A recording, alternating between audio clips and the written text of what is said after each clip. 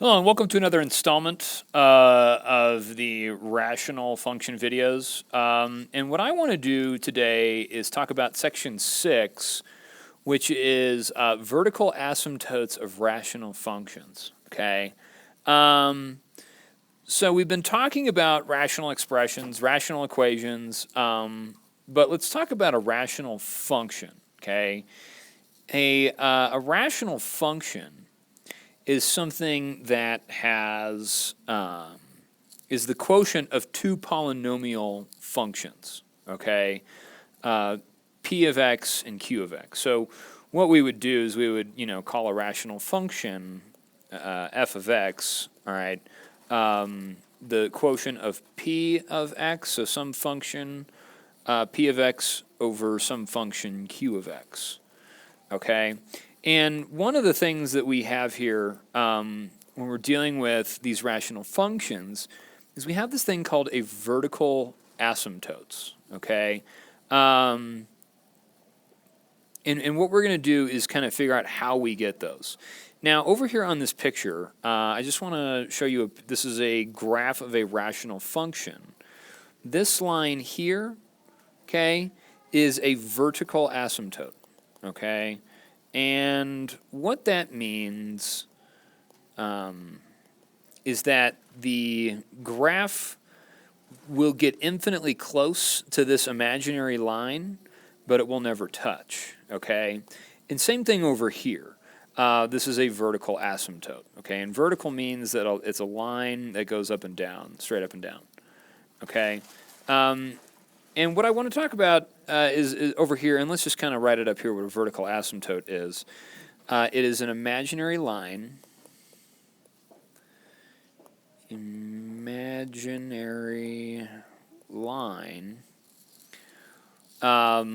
where the graph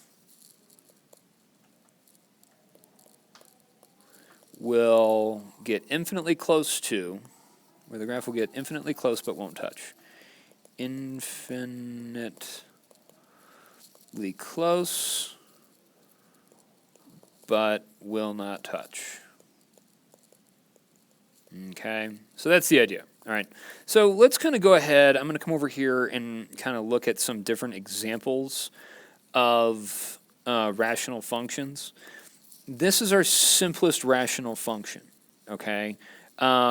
And I'm going to kind of show you some, little things about these different functions. But I'm going to go through Desmos and graph each of these and put them onto these notes. All right, so now that I've graphed these, let's just kind of take a look at each of these and kind of just talk about them for a second. What I notice here is that I have a vertical asymptote right here at x equals -2, okay? And that's kind of important because of our denominator here at x plus 2. So we have a vertical asymptote at x equals -2. And when I write that equation x equals -2, that's a line, that's a vertical line through -2. These two things are related, okay? And that's the idea. I also want you to note that we have x-intercepts at 1 and -1. So x-intercepts at 1 and -1, okay? And that's directly related to our numerator, okay? So we can kind of tell a lot of information just based off of that. This one, this graph doesn't have any vertical asymptotes. So this has no vertical asymptotes, okay? But it does have a horizontal asymptote.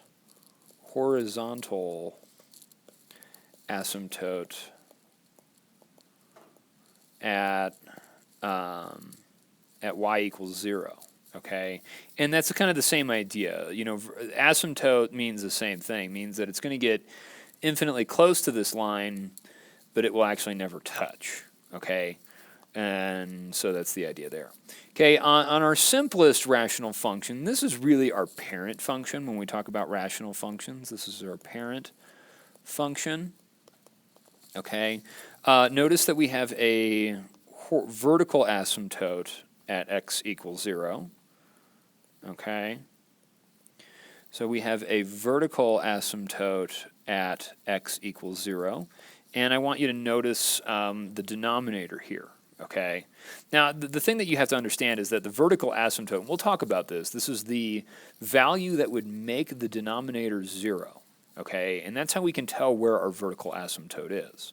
Okay, we also have a horizontal asymptote at y equals 0, okay? And that's this horizontal line here, all right? So you'll actually never have a y value of 0 on this graph, okay, which is kind of interesting. Any other y value you'll get, but you won't have a y value of 0, okay? So just some examples there. All right, now let's take a look and let's kind of complete the table values for this function. Now what I want you to realize here is that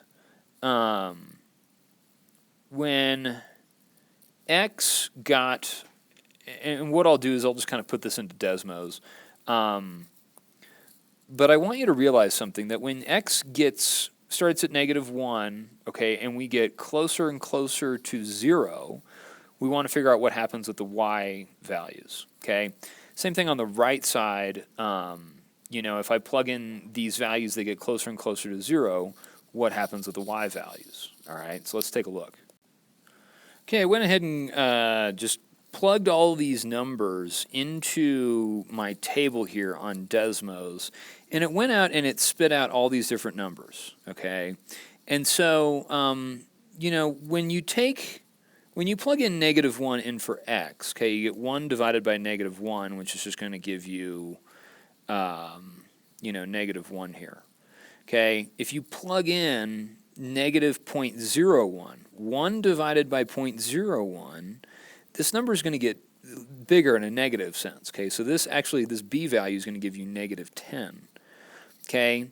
And same thing here, if you plug in -0.01, and you're going to get -100, okay? And then you plug in 0.001, that's going to give you -1000, okay? If you plug in, you know, 0.001, all right, you know, the positive side, you're going to get a positive 1000, okay? If you plug in 0.01, you'll get 100, here you'll get 10, and then you'll get 1. So what happens is as you get closer and closer to 0, this number shoots down, okay, from the left side, okay? And your numbers get infinitely larger in a negative sense, okay? Same thing here, as you approach 0 on this asymptote, the y values get really, really, really big. Okay, and if you take 1 divided by a really small number, okay, you're going to get a big number like 1,000, okay, and that's kind of how that works, all right? So let's kind of talk a little bit more specifically about your vertical asymptotes. What I want to do is, you know, kind of talk about this for a second. And so a vertical asymptote is a vertical line that a graph approaches but never intersects. Okay, we've already kind of talked about that. So we have this rational function of f of x is equal to 1 over x, okay? And we want to know, okay, the question is, for vertical asymptotes, these vertical asymptotes are found by setting the denominator equal to 0,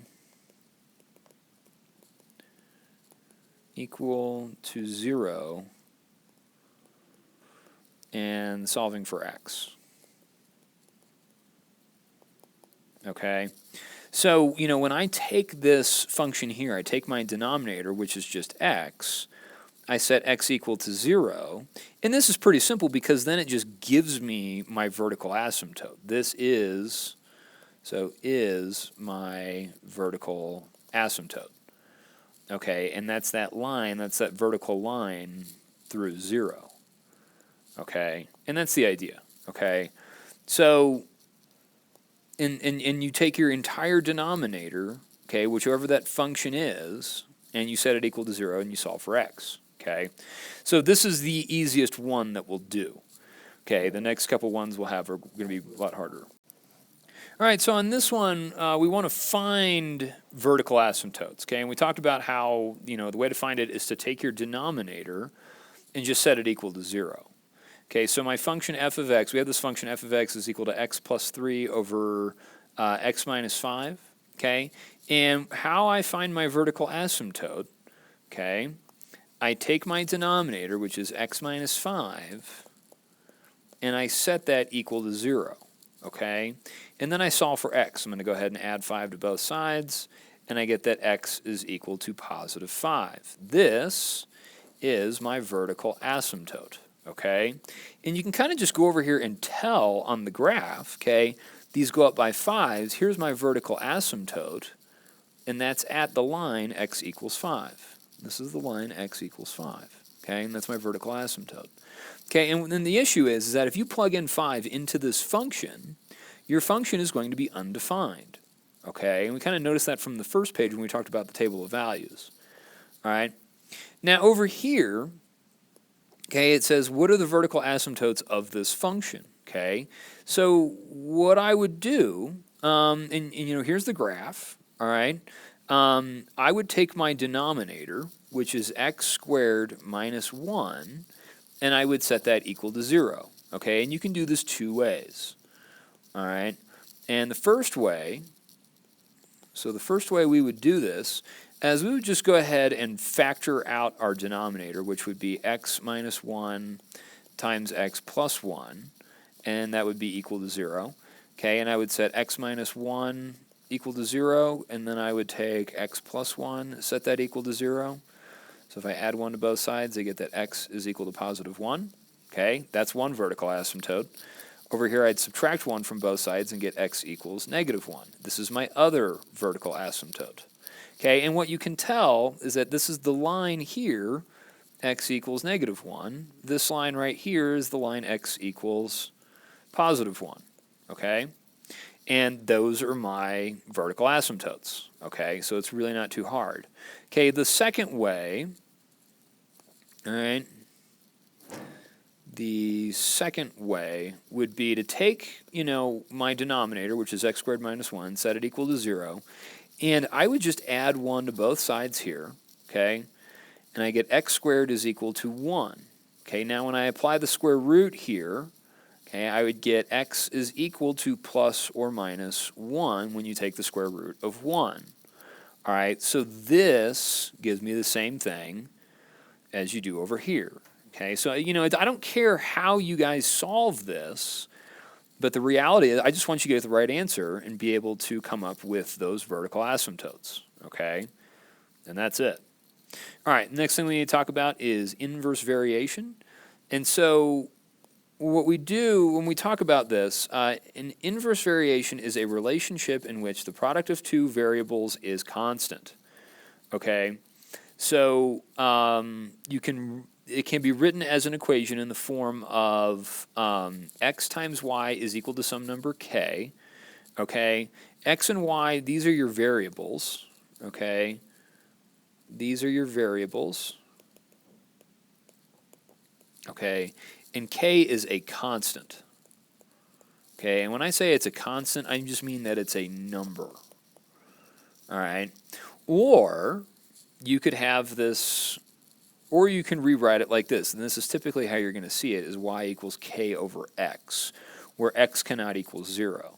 Okay, this is more or less what you'll see when you see an inverse variation. Okay, and so when you have this, okay, when you have a, you know, the equation y equals 1 over x, okay, that we've kind of talked about, which is going to be your, you know, your function that looks like this.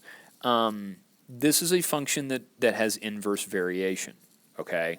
And if I were to take this equation, you know, y equals 1 over x, all right, if I were to multiply both sides by x, okay, to get rid of that x in my denominator here, okay, this divides out, you end up with the equation x times y is equal to 1, okay? And that's one of the ways that you can test to see if you have inverse variation, okay? Okay, the next thing we need to talk about is this concept of a hole, all right? And a hole is something that is kind of an interesting a little nuance with these rational functions, okay? So a whole happens, and I'm going to say that this occurs when when factors divide out from your numerator and denominator. So when factors divide out from numerator and denominator. Okay, and let's kind of look at this example down here to kind of show that. What I want to do is simplify this rational function, okay? And the way that I would do that is I would take this rational function and I would factor my numerator and denominator, okay?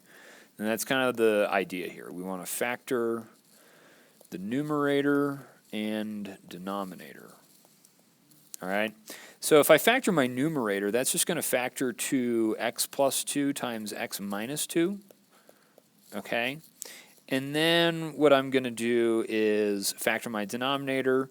This one's pretty easy because it's difference of squares. This one's a little bit easier too. So two numbers that multiply to negative 2 but add to 1. That's going to be x plus 1, or I'm sorry, x plus 2 times x minus 1, okay? Now, what I want you to see here is that, and here's a graph of this, okay? Based off of this, okay, if you look at your denominator, it would appear that you would have two asymptotes because you have two factors, okay? The solution here is going to give you x equals 1, and this is going to be x equals negative 2. But we only have a vertical asymptote, okay? Vertical asymptote only occurs at x equals 1, okay? And that's right here, okay? This line right here is at x equals 1. But what about at x equals negative 2? So here's the thing. Because you have the same factor in your numerator and your denominator, what happens is that these factors divide out. Okay, so at x equals 2, all right, and let's write this over here. At x equals 2, or negative 2, those factors divide out. Those factors divide out, which, and if that happens, then you have a whole. All right, and that's pretty important, okay, because, it kind of helps to determine, what you have going on there at that point. So what you have here at negative 2 is you have a whole, okay, so you have a whole at x equals negative 2.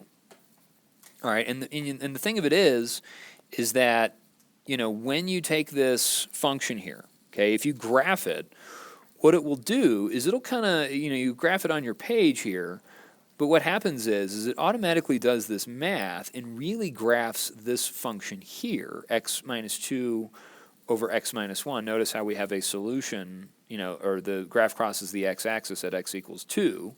Okay, that's because of that numerator, x minus 2. But it pretty much just graphs this, but you have to account for the whole at x equals negative 2 because those pieces divide out. Okay, so when you graph this, you'll graph it and you'll see that you have only one asymptote, but in order to figure out where you have a whole, you have to do the algebra to figure that out. Okay, so I hope you guys enjoyed this video. I know it's kind of a lot of stuff, but it's all good stuff. Holes are fun, asymptotes are fun. I'm having a good time. Hope you are too. See ya. Bye.